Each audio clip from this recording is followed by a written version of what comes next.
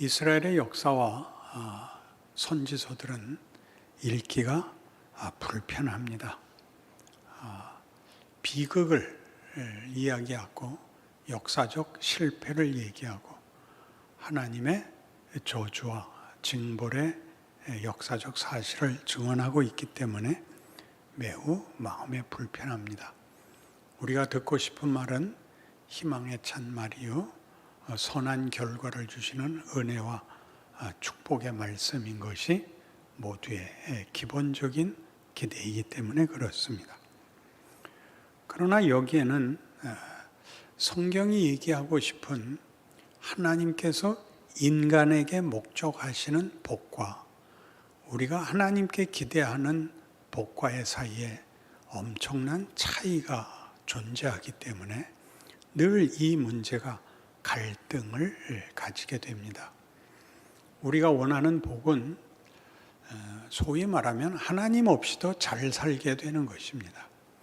부탁을 할 필요도 없고 기도를 할 필요도 없이 우리가 하는 모든 일이 형통하기를 바라는 것이 우리의 복이고 그 일을 도와주시는 분이 하나님이기를 바랄 뿐인 것이죠. 반면에 하나님이 목적하시는 인간에게 가지는 복은 하나님의 뜻을 이루는 것입니다. 하나님의 뜻이란 하나님 자신이 그러하시듯이 우리에게 지혜와 분별과 고급한 인성과 하나님의 영광에 동참하는 진정한 영광된 정체성이 만들어지기를 바라는 것입니다. 이 하나님의 목적은 결국 언제나 우리 인간에겐 버거운 과정이 요구되기 때문에 우리 모두가 싫어합니다. 쉽게 살고 쉬운 목적으로 만족하고 싶고 하나님은 그런 우리의 타협, 우리의 비겁함에 대하여 놔두지 않고 늘 도전하십니다. 그것이 이스라엘 역사가 가지는 귀한 메시지들입니다. 그리고 선지자들이 서 있는 사명이기도 합니다.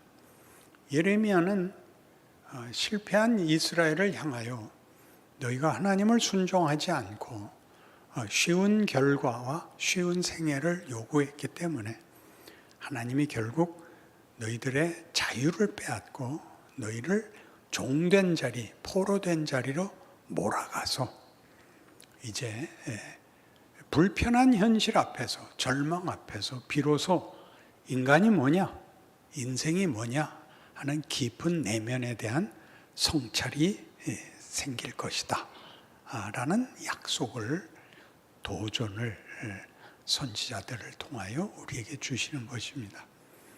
이 일로 인하여 예레미야에서 대표적으로 보듯이 선지자들은 자기 백성들에게 환영을 받지 못합니다.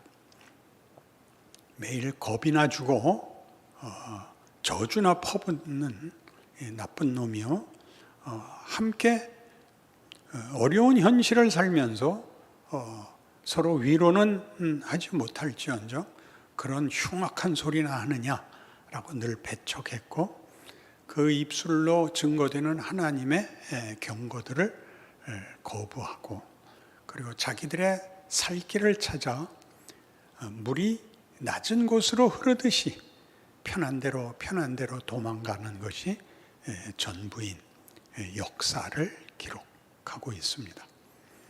하나님께서 이스라엘 백성을 향하여 애굽으로 가지 말고 바벨론으로 잡혀가라 하는 것은 우리가 보기에는 둘의 별다른 차이가 없어 보이지만 굉장히 큰 차이가 있습니다.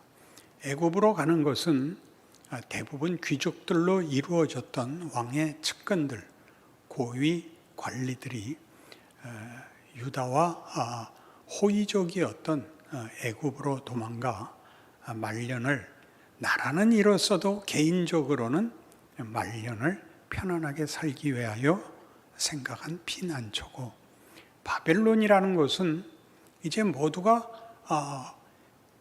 지위 여하, 고위 간의 지위를 물을 것 없이 동일한 피난민으로 포로로 살아야 되는 고달픈 자리였으니까 고급한 관리들은 다 애굽으로 피난을 가고 그리고 괘씸히 여겼던 예레미야마저 잡아갖고 가는 것입니다.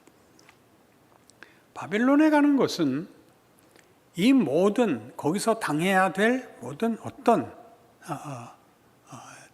처절한 고난들이 하나님이 주시는 벌이다를 잊을 수 없는 것이고, 애굽은 피난처를 제공한 어떤 도망가서 안심을 누리고 살 수 있는 곳이었기 때문에 바벨론과 애굽은 천지 차이가 날 만큼 다른 선택인 것입니다.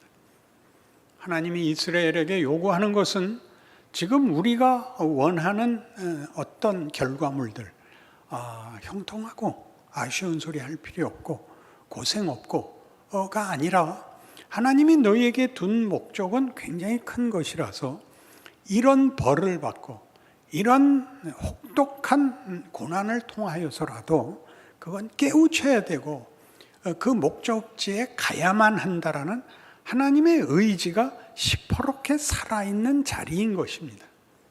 애굽은 하나님의 뜻을 더 이상 기대하지 않고 자신의 목적의 한 핑계, 한 도피처로서 사용되는 것이고, 거기에는 하나님의 의지가 도전을 하고 우리를 깨우치는 그런 하나님의 과의 직면은 없는 것입니다. 이것이 바벨론 포로에 가야 된다라는 예레미야 선지를 통한 그 선포의 진정한 의미이죠.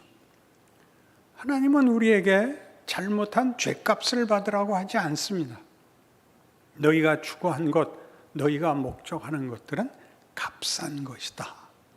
내가 너희에게 만들려고 하는 것은 너희 전 인생에 걸쳐 너희의 모든 노력과 하나님의 지혜와 도전을 받아들여서 가야 하는 험난한 그러나 지극히 영광스러운 목적지이다라고 얘기하는 거죠.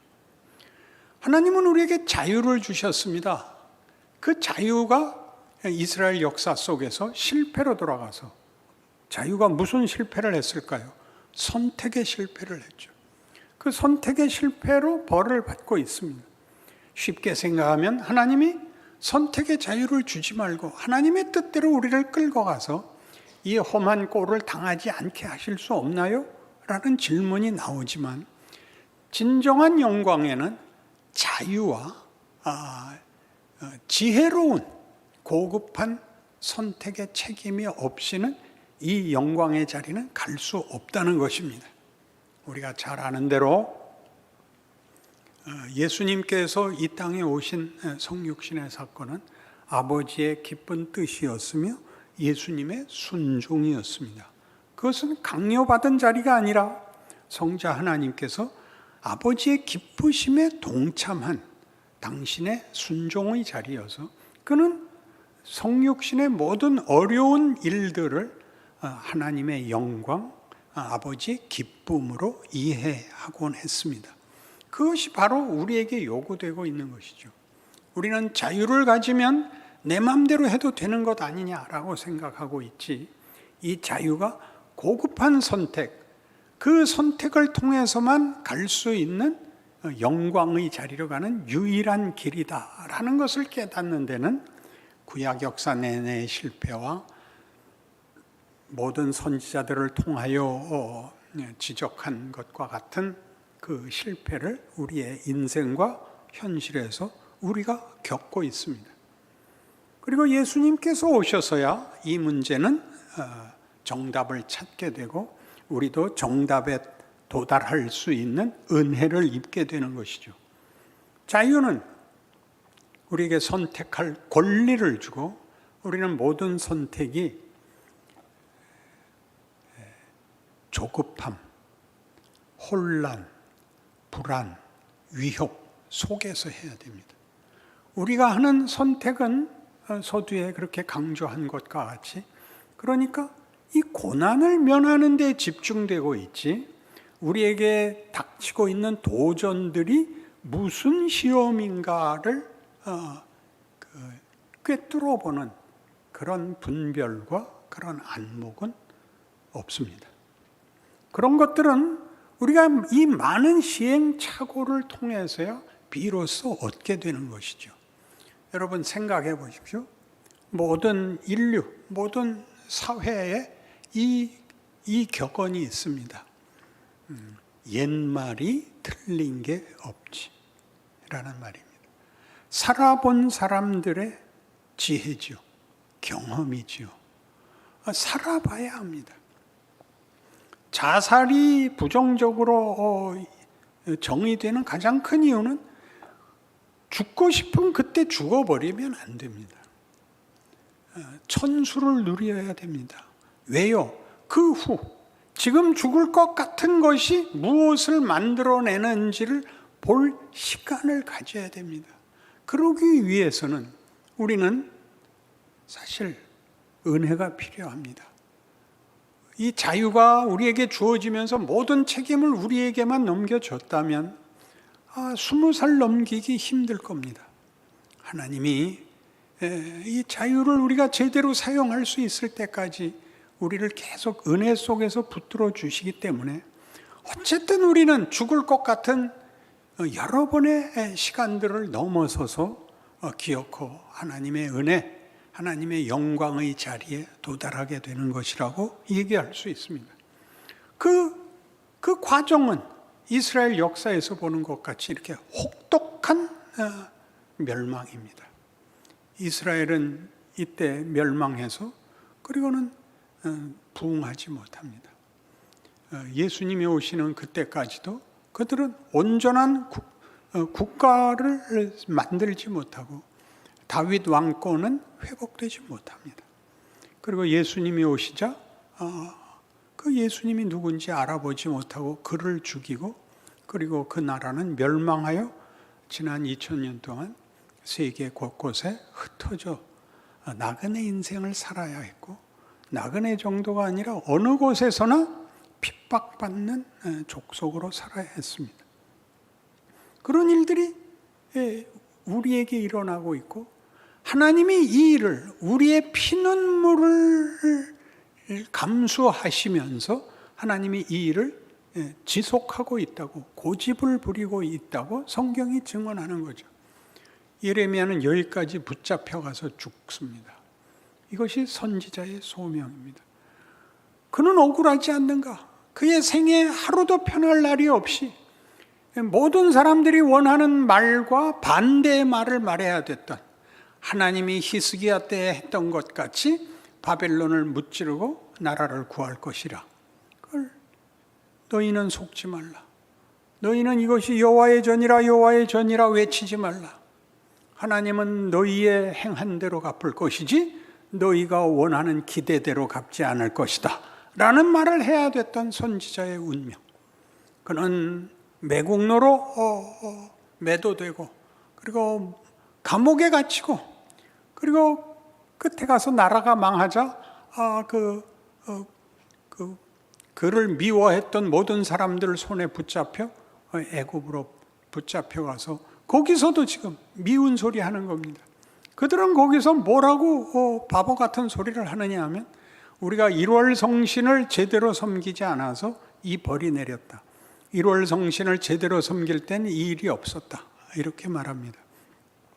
1월 성신은 보통 다른 그 이름으로 나올 때는 아스타롯으로 나오는 그러니까 별들, 해와 달과 별들을 섬기는 그 신, 그것들을 신으로 부르는 이름입니다. 그걸 왜 1월 성신이라 그러냐면 해의 신이기도 하고 달의 신이기도 하고 별들의 신이기도 합니다. 그러니까 기후를 관장하는 신이라는 뜻입니다. 생산, 농경업에 가장 필요했던 기후를 관장하는, 생산을 관장하는 신 아스타롯. 이 여신을 제대로 못 섬겨서 우리가 이 꼴을 당했다고 생각을 합니다. 자연이 가지는 모든 조건 속에 우리가 서 있고 자연의 질서 속에 있지만 성경은 그 모든 것이 하나의 환경이고 모든 것의 주인은 하나님이다 이렇게 얘기하는 것입니다. 우리는 후대에서 사니까 왜 그때 그랬어? 라고 쉽게 심판할 수 있지만 이스라엘 백성들이 하나님을 섬기지 않고 아스타롯을 섬기며 이런 자연 질서에 무릎을 꿇는 것은 우리에겐 현실입니다. 그러니까 이 현실을 넘어서서 하나님을 섬기는 것은 만만한 일이 아닙니다. 그건 형편이 도와주는 것이 아니라 의지적인 것일 수밖에 없고 분별에 속하는 것이고 우리 기독교 용어로는 믿음에 속하는 것이 되는 것입니다. 그러니까 무한정으로 실패해야 됩니다.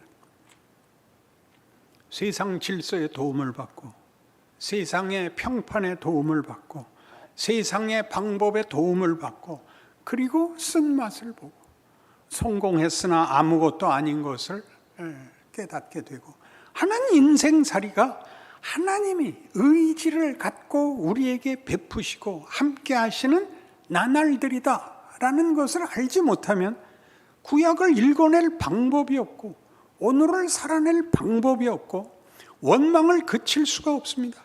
왜요? 하루도 편한 날이 없거든요. 그냥 지나갈 날이 없습니다. 그 모든 것에 하나님이 일을 하고 있다. 그게 성경이 하고 싶은 얘기죠. 아무 징조도 없는데 뭘 하란 말인가? 네 실력대로 해봐. 그럼 우린 금방 세상 방법에 빠지죠. 그러고 울어야죠. 만사형통하지 않습니다. 한 사람이 위대해지고 철이 드는데 눈물 없는 데가 어디 있으며 한숨 없는 데가 어디 있습니까? 그러나 우리의 신앙은 너무 쉽게 순진해서 제대로 믿으면 고민할 필요가 없다라는 데까지 온 것 같습니다. 그렇지 않습니다. 믿음이 크면 도전도 더욱 큽니다. 그러니 하나님께서 우리가 사는 이 인생 동안 무엇을 하셨나 보십시오. 여러분들의 모든 결정들이 어떻게 이루어졌냐를 한 번씩 돌아보셔야 됩니다. 쉽게 살았던 때가 있습니다. 생각 없이 별다른 도전과 위험이 없으면 우리는 생각하지 않죠. 그러니까 하나님이 한 번씩 우리를 생각하게 하셔야 됩니다. 실패하게 하셔야 되고 아프게 하셔야 되고 지금같이 이렇게 답이 없는 재앙에도 맞서야 됩니다. 이걸 어떻게 풀고 어떻게 우린 살아야 되는가가 아니라 우린 누군가, 우리가 예수를 믿는다는 건 이런 땐 어떻게 힘이 되는가, 우리 보고 뭘 하려는 건가, 우리가 할 수 있는 일이 뭐가 있는가, 이런 인생 속에서도 무슨 유익이 있는가, 그렇게 당연히 가장 근원적인 문제를 따져야 됩니다. 나는 누군가? 나는 뭔가? 내 인생은 뭔가? 내 인생에 할 수 있는 게 뭐며 내가 항복할 수 있는 내용은 어디서 오는가? 그게 성경이 하는 대답 아닌가요? 너희는 다 죄인이다가 뭐였죠? 하나님으로부터 끊어진 자죠. 하나님으로부터 끊어지면 거기는 생명도 없고 거기는 진리도 없고 거기에는 기쁨도 없고 거기는 소망도 없습니다. 세상에 다 있는데 그거는 세상이 말하는 기쁨과 승리와 자랑들은 다 거짓된 것입니다. 그것은 시간을 속이고 나를 속이는 것들이지 거기에 진정한 것은 아무것도 없습니다. 우리가 그 속에서 그 둘을 비교해 볼 만큼 신앙이란 오랜 시간을 주죠. 오랜 시간에 걸친 도전과 질문을 하죠. 거기 이렇게 이스라엘 역사가 시드기야는 애굽을 의지합니다. 시드기야는 남왕조 유다의 마지막 왕이죠. 그 시드기야는 11년 동안 유다를 왕노릇하는데 그 시드기야 왕 8년에 배반을 해서 바벨론을 섬길 것을 배반하고 애굽을 의지해서 바벨론 왕이 쳐들어와서 그 성을 18개월 동안 에워싸고 결국 다 망하여 시드기야 눈앞에서 자식들이 죽고 쳐 죽이고 시드기야 두 눈을 뽑고 잡아갑니다.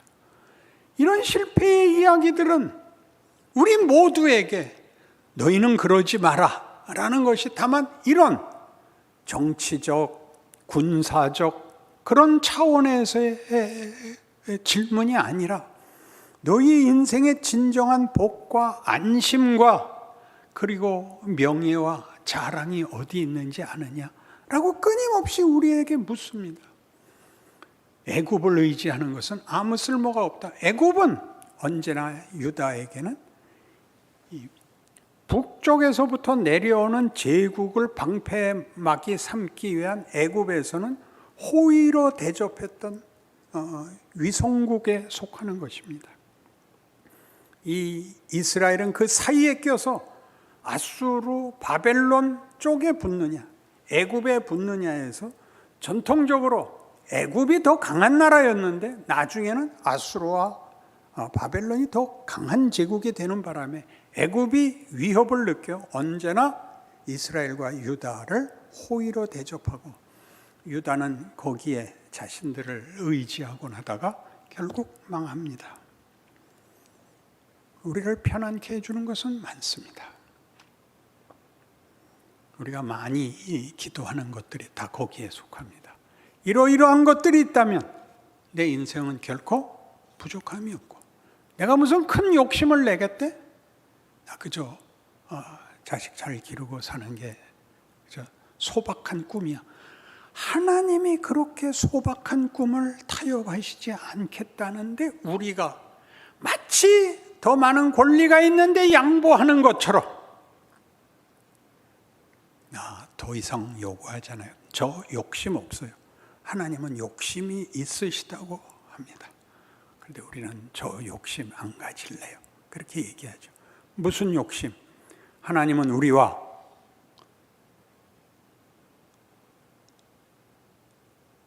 진정한 의미에서의 사랑과 신뢰를 나누자고 합니다. 엄청나죠. 그리고 이 세상을 다스리자고 합니다. 모든 예수 믿는 자에게 준 너무나 큰 약속이죠. 명예지요. 영광이죠. 우리는 나 하나 고단하지 않은 인생을 사는 게 전부고 하나님은 하나님 되심으로 우리를 온천지를 만드신 하나님의 통치에 우리를 불러 우리를 그의 자녀, 상속자, 영광의 종으로 부르십니다. 주께서는 그 일을 기꺼이, 기쁘게, 명예롭게 우리 모든 교회의 그 십자가를 달아 매듯이 그의 십자가에서 죽으시는 고통과 조롱과 그 참혹함을 최고의 영광으로 반전시키셨습니다. 그 권면이, 그 도전이 이렇게 이스라엘 역사에 이렇게 확연하게 남왕조 약 400년에 걸친 긴 세월을 통하여 증거되고 있습니다. 여러분, 고단한 현실입니다. 하나님이 이것으로 유익을 만든다고 선언하시고 약속하십니다. 여러분들이 고달프다고 생각하고 불편하다고 생각하는 모든 것들은 여러분들이 너무나 얄팍하고 값싼 복을 또는 영광을 상상하고 있기 때문입니다. 거기서 벗어나지 못한다면 여러분들에게 형통과 평안이 올지라도 여러분은 아무것도 아닐 것입니다. 지금 여러분의 삶을 귀한 시간으로 삼아 불변하시는 하나님, 지금 일하시는 하나님의 나와 씨름하시는 하나님의 씨름 앞에 정직하게 대면하셔서 복된 여러분의 뒤돌아볼 때마다 그때 나는 사람이 됐어, 그때 난 신앙이 컸어 라고 말할 수 없는 귀한 현실이 되기를 바랍니다. 기도하십시다. 하나님 아버지, 아버지의 일하심과 신실하심에 대하여 감사합니다. 우리를 도망가지 못하게 하시며 타협하지 못하게 하시는 하나님의 진실하심과 성실하심이 그저 늘 놀랍고 감사할 뿐입니다. 값싸고 비겁한 자리에서 자리를 털고 일어날 은혜와 믿음과 새로운 마음을 주시옵소서. 주의 말씀에 하나도 땅에 떨어질 수 없다는 사실과 같이 하나님의 백성들이 실패로 끝날 수 없다고 믿사오니 우리의 현실에 하나님의 임재와 하나님이 함께 하시는 성도들의 삶의 기적을 우리가 먼저 증언하고 큰 소리로 찬양하는 맨 앞줄에 선 성도들이 되게 하여 주시옵소서. 예수님 이름으로 기도합니다. 아멘.